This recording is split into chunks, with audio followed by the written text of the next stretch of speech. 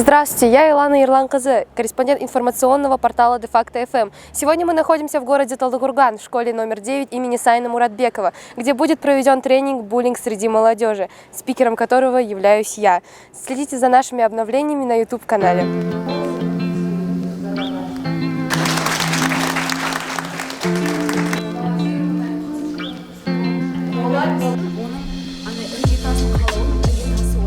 Полноценное воспитание, имеешь в виду полноценную семью?